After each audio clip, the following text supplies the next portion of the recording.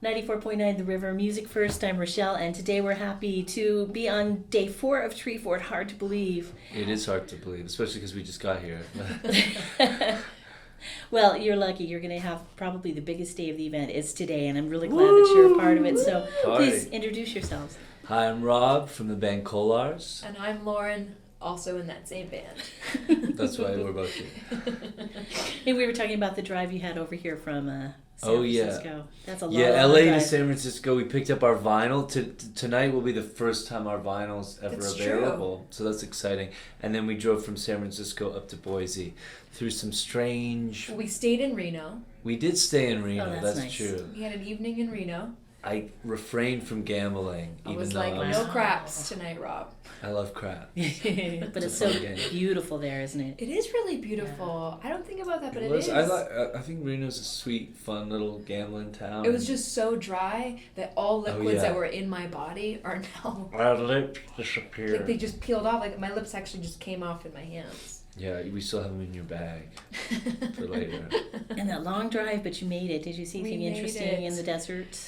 Did we see that? Oof. Not much interesting. We saw a lot of More each other. green than you'd expect. Right. I think it's been raining a little bit, so it's the same with in California. Southern California's never been greener. It's beautiful. That's where we're from and where I grew up, and it's nice to see It feels so lush. something it's like actually tropical. growing. Something growing in LA. There was a lot of rain and some bad driving. A lot of people cutting us off. Oh, yeah. And then driving very slow when we wanted to drive faster. Well, I guess it's still spring break for a lot of people, so that's probably right. some of the madness. That's Could be. Yeah. So tell us about your band. Before you were Kolars, you were in Kolars. You were in a different band. We were in a band called He's My Brother, She's My Sister. Okay. But we're not brother and sister. Quick clarification. I certainly hope not. That's a whole other interview. In some states, that would be fun. That's another reality show. It is. We were in that we band. were in He's My Brother, She's My Sister. I was in a band called Lemon Sun before that Lauren also played in, kind of guested in. So we toured a lot with He's My Brother, and then this band came out of that when certain members couldn't tour. They didn't want to be on the road as much, and we wanted to explore a little bit of a different sound. So we play a few of those songs in He's My Brother, but this band embraces something a little bit more modern and experimental and new and more production elements. And it's also this idea of like, what kind of sound and stage performance can you do with two people? Mm-hmm. And two people in videos, two people on the stage, two people in recordings. Like, what can you create with just two bodies? Yeah. And it's been really fun. That's what I was going to ask, was how this band is different from your previous one. So you'd say it's more intimate? It's more intimate, but then we include like more modern sounds in the production. So part of the set we'll do stripped down, and then part of it I'll incorporate like studio elements that I've pre-recorded, so some bass or keys, and we play live on top of that. So it's this kind of hybrid of raw rock and roll and then almost like DJ Dance, meets disco-y. rock and roll band. Yeah. So it's kind of just we're exploring, and then the next album might take us in a new path, or like, and at some point we might incorporate other members and stuff. But right now it's been really fun, this like minimalistic approach of And just also the two this of idea us. of like evolving within genres. Like, I think maybe in our other band was more, but maybe not too. Like, I felt a little bit more stuck that I had to be in a certain genre, but it feels like in this project we're open to like sticking our foot in all of them. Yeah, we do a little disco here and there, a little rockabilly, a little modern pop, blues, and we kind of mix it and mash it together. New wave, yeah. It's really fun. And I love some of the descriptions I saw of your band. The Desert Disco and Glamabilly were my favorite. Favorite titles for that. Thanks. That's and fortunately, we come up with those, but fortunately when people see us, they're like, oh yeah, that makes sense. So we're like, okay, good. Yeah. I feel it's not just in our we dreams. weren't too presumptuous with those. So it looks like it has been a busy year and will be a busy year for you. What do you have going on as far as festivals and TV shows and things coming out? Oh, well, so I actually do some music for a TV show, and we did a little cameo on The Detour, which is like a comedy. Samantha Bee, Jason Jones. But then we go to England, so we do Dot to Dot, which is a little bit like Treefort, It's in 3 cities all over the UK. So it's like a caravan. We all. But it's similar to Treefort in the way of like up and coming, cool indie artists that are sort of breaking. We play the Great Escape Festival in the UK. Great Escape Festival, which is like their South by Southwest in a way, but a little bit more curated. We do Canadian Music Week in Toronto. And then we're headlining a bunch of shows from here to the East Coast, Chicago, New York, Boston, Philly. We're on the road till August. Pretty much. We're adding some dates too that aren't up yet on the West Coast. And then we just got added to Tour de Fat, just these festivals. So we're doing about 6 of those throughout the country. Comes to Boise. Oh, great. Yeah. That's cool. Right. I don't know if we're on that. We might be. So. Either way, we're going to be coming back through Boise after this in good. June or July, because we want to reconnect with all the people we meet tonight. And definitely contact us because we might have you in to do a session if you're able able to do that. We do those love to do that. Time. Great, we'd love to do that. So, Rob, what is your production process? If you could say a little bit more about how you do your music for Kolars. Yes, so we have a studio in our place, and we'll kind of mix things up. We'll like loop some of Lauren's drums, so I'll get samples of drums or samples of loops of parts, and then we'll kind of build it. I'll add a bass line, some keys. I use some virtual instruments. I use a lot of Universal Audio stuff, so they have these great plugins and reverbs, and then Contact has all these great virtual instruments.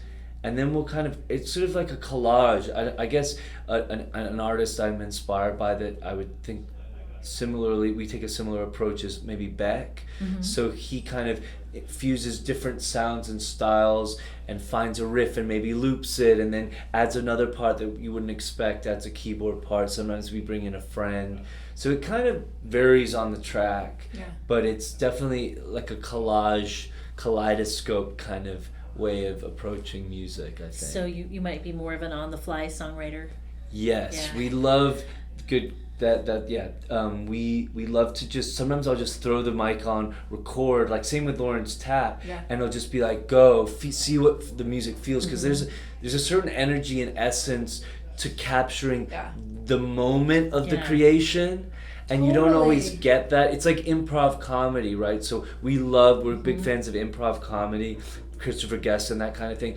And I feel like what's great about a lot of his films is that he's captured those comedic moments in their creation, in their birth. So if we can do that in the studio as much as possible and then kind of hone it, I think it just carries a certain weight and energy that people respond to. Sure. So who's responsible for most of the lyrical? I do all the lyrics. Yeah, but that's not true because I'll also repeat the lyrics to you and you'll be like, I'm the editor. She's the editor, which is an important part. Yeah. But you create and then I go.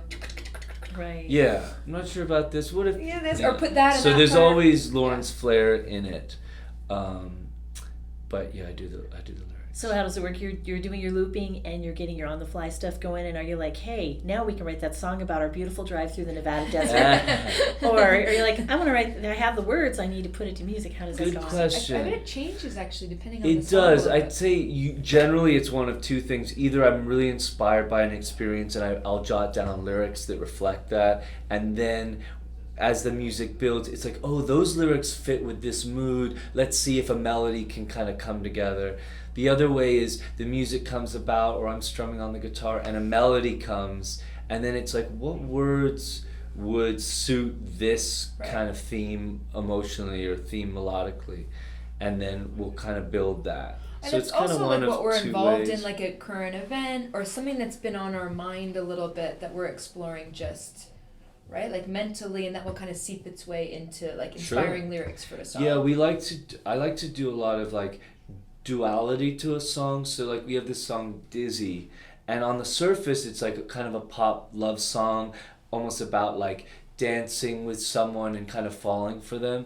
But the underlying theme is actually about what we're going through in the country and about like questioning our liberties and questioning what's going to happen, and this idea of information being spun as opposed to bodies just simply being spun. So I like to layer, almost disguise politics and social commentary within like a pop song, and people can kind of take from it what they That's want. awesome. Love hearing some intellect going into the music these days. That's great. And Lauren, what's your dance background? You know, because when I first read your bio, I was like, wait a minute. She does what? That's nice. How did you begin dancing, and how did you tie it in with what you're doing now? You know, I loved all forms of dance as a kid. I actually wanted to be a ballerina when I was a kid, but You didn't have the feet for I it. didn't have feet, I had flat feet. And it was so much about you had to look a certain way, you had to hold your body a certain way, it was about perfection. Sure. And there was something in that made me crazy. So I was doing tap at the same time, and I eventually quit ballet and just focused on tap, starting around like 6 or 7. I mean, I was still doing ballet, but that was my main focus then, up until I was 18. And because you could do whatever you wanted with your body, you could look however you wanted, but your feet had to be in rhythm. Mm-hmm. So for me, it was like you still had that perfection you're going for. You still had that kind of that boundary, or that I like, that structure. Sure. But I could be myself in it. Mm-hmm. And I think that's what I fell in love with about it. And I went on to theater school, and I incorporated my tap within my like weird theater performances. And then I eventually ended up in LA, and music came later. I was mostly just a dancer, and the drumming came later. And now I play drums the way I do because it's the only way I know how to play the drums. And it's kind of like a giant... Well, I think it's the only way you can play drums and tap dance simultaneously. That's also as well. true. That's also Physically, true. I think it's the only way. She plays a kick drum with her hand as opposed to a foot. Oh. So it's almost like the drums have been inverted in some ways. So my feet keep the hi-hat rhythm. So my feet are always doing like some version of that. And then my arms are kind of... playing the kit with, but it's all dance. Uh-huh. It is music. I am making music, but I'm actually just dancing. Yeah. Are you singing as well? No. I Well, tried good. I'm like, again. that's crazy. That's juggling too Well, many I plates. think she can sing. She doesn't really think she can. Also, like, I end up like heavy breathing and That's pouring true. sweat. Right. It might be like- So I don't think it'll be desirable noises coming out of Maybe me. eventually Maybe we'll get a mic eventually. out there for Yeah. some things. Or I'll just wear one of those. Right, some of the aerial performances you see, they look really cool, but they're gasping. Right. It's like, come on, you got to pick one. Exactly. It is funny though, because when we're talking about music, she does treat it as a routine, as a dance routine. So if I'm like, let's try the beat on like the 1 and the 3, or some kind of musical term, she's sort of like, that doesn't really make any sense. Also, because Yeah. dance So- is counted. I count dance Like just an as eight. it's- Yeah. Yeah. So that always makes it an interesting rehearsal. It's It's just more like, like- let's just go for Right. it. Now, It's go. more like he has to go like, it's like da da da da ka da da, and then I understand what the rhythm is, as opposed to, okay, so it's this on the 4 and this on the, I mean, then I can't. I have to Sure. hear it. Yeah. How did you two meet? We met in New York in a basement dive bar at a pool table. We made out that night. Lauren, Nice. I don't think we did, actually. Sorry. Oh my god, you're right, we did it, not that night. Sorry. You're right. Maybe I wanted to. She was thinking about Maybe it. I wanted Yeah. to. I was actually set up with Lauren's a good friend of my sister's, and they met in college, and I was actually set up with another one of my sister's friends Well, who I look did at you. kiss that night. Well, we're talking about But 2001. I was way so. more interested in Lauren. She rolled in like a leather jacket and started like beating everyone at pool. Oh, yeah. And cracking jokes and having fun. So, yeah, that was how we met. And then we got married almost 3 years ago. Yeah, it's been good. Well, no, 3 years in September. Oh, that's true. And how much of that time has been touring together and daily exposure? A lot of daily exposure. A lot of daily. How's that working out? Pretty good. You Yeah. know, it's a juggling act. Yeah. But Lauren's actually an amazing band partner. It's almost like you wear different hats. It's like, okay, we can wear the romance hat now. Okay, now it's business hat. Like we're just like partners in this. Yeah. And then, oh, we're bandmates. So it's like on stage chemistry. And So you sometimes it's kinda like, wear oh, you're the different- boss for the music part, and then you just change. But you For the learn. most part, it you works learn out how pretty to well. not annoy the other too much. Yeah. Or you check out. Just like put on headphones or something. Exactly. But it's been good. Yeah. We've been touring a lot since this band really started about a year ago. Like it's pretty much been a year. Yeah. It's like our anniversary. So, but pretty much since it started, we've been touring, making video in some facet, creating and working on the band. So it's been. And things look like they're clicking and you're going, You know, it feels It's really going good. well. Yeah. It Yeah. feels really good. It feels like it's starting to hit its stride. It takes a minute, you know? Yeah. And I've been at it for about 20 years in various bands. Lauren's been at it maybe a lot less than that, but For in bands, other at least, projects yeah. and theater and performance, you've been doing plays and things since you've been a teenager. Yeah. So it feels good to start feeling good about it. Because we'll do it no matter what. But if you're doing it and people are actually showing up at your shows and radio is playing your music, it just feels that much better. And if you can pay your rent too. And if you pay your rent, you're nice. All right. Yeah. And that's what's funny about festivals like Treefort. There are a lot of bands people haven't heard of yet. So for a lot of us, we're like, Kolars, who is that? And for you, you're like, I've been doing this most of my life, and here's my band. Yes, that's true. Very true. And that's why we love festivals like this. Yeah. Even more so than, of course we love the bigger ones like the Bonnaroo's and ACLs and all of those. But to be honest, we're most excited about festivals like this because we've always been interested in discovering bands. We've always been bands that are interested in being discovered. And then we get to discover music as bands, and like playing that festival last weekend, we discovered Thunder Pussy. We'd been hearing about them, and we're like, this is an incredible live show. This is amazing. And so, and then other people get to, because radio in a lot of ways is very political.